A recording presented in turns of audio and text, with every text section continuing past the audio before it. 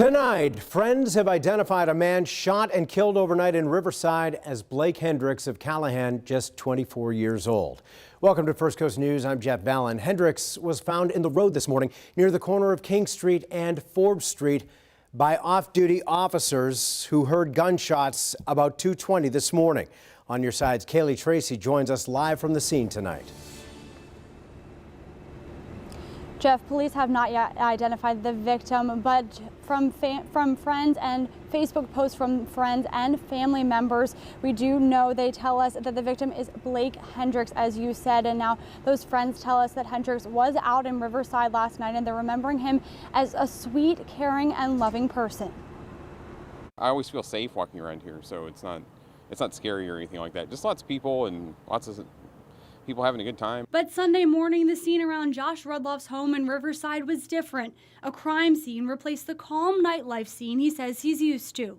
Officers with the Jacksonville Sheriff's Office say off-duty officers found a person dead behind a business after hearing several shots around 2:30 Sunday morning. Friends of the victim confirmed 24-year-old Blake Hendricks was the man killed. The Jacksonville Sheriff's Office has not yet identified the victim. It's not characteristic of the area, in my opinion. I don't see stuff like that very often. Hendricks' friends understandably did not want to talk on camera, but say Hendricks would not want anyone to take his death or any other homicide in the city lightly. Witnesses said a fight may have led to the shooting, but police are still working to figure out what happened before the incident.